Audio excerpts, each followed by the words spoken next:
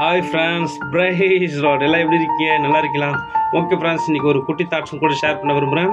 நீதிமொழியிலிருந்து ஒரு வசனம், அதாவது டெய்லியில் நீதிமொழியிலிருந்து ஒரு வசனம் என்ற தலைப்பில் ஒரு வசனம், ஒரே ஒரு வசனம் தான் வாசித்து அதை நம்ம தியானிக்க போகிறோம் ஃப்ரெண்ட்ஸ். இன்றைக்கி நான் நீதிமொழி 1வது அதிகாரத்தில் 7வது வசனத்தை நான் எடுத்து கூட ஷேர் பண்ண விரும்புகிறேன் ஃப்ரெண்ட்ஸ்.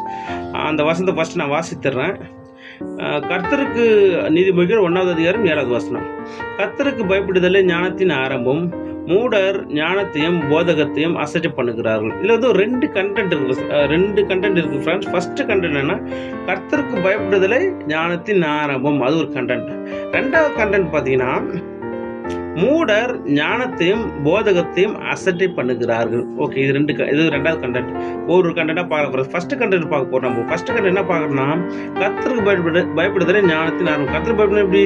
அப்படியே சர்ச்சைக்கு போகணும், பாஸ் பண்ணணும், அப்படியே முட்டி போட்டு ஜெபம் பண்ணுறது, அப்படியே ஆண்டவரே பயப்படுறேன்னு சொல்கிறது, அப்படியே உபவாசம் அப்படியே வாட்டுறது, அப்படியே அதெல்லாம் பயப்படுறது கிடையாது. நான் கர்த்தருக்கு பயப்படுறேன் அப்படி அதெல்லாம் பயப்படுறது கிடையாது. அதெல்லாம் பயப்படுதல் கர்த்தருக்கு பயப்படுதல் அல்ல.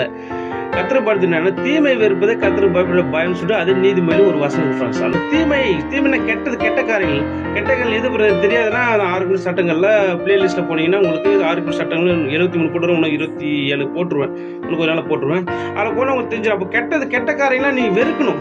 சில பேர் என்ன பண்ணுவாங்க, சில ஒரு நிருபத்தில் இருக்குது, அந்த புறஜாதி சொல்லும் போது ஆவலோடு அசுத்தச்சல் என்ன பண்ணுறாங்க, ஆவலோடு ஆசையாக செய்கிறாங்க அப்படின்னு.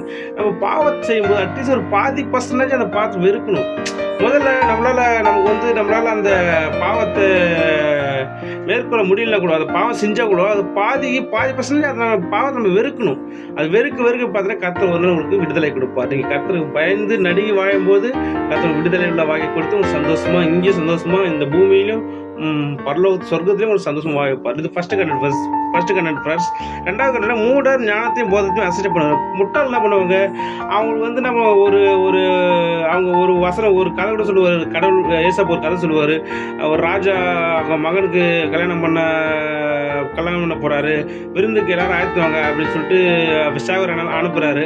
சேவர் போய் விருந்துக்கு எல்லாம் கூப்பிட்றேன். ஒருத்தர் நான் நிலத்துக்கு போகிறேன், நான் கல்யாணம் பண்ண போயிடறேன். அப்போ என்ன சொல்ல வரணும் அந்த கதையில், இந்த மூடர் என்ன பண்ணுவாங்கன்னா ஞானத்தையும் போதத்தையும் அசட்டு பண்ணுவாங்க. அவங்க வந்து நித்திஜம்லாம் கொஞ்சம் கவலை கிடையாது. சோறுக்கு தான், தூங்குறமா, வீடுக்கு தான், இதுதான் கவலை. இந்த தாசம் புரோஜ்மன் நம்ம friends. Bye friends, make a nice day. God bless you. Bye friends. Bye.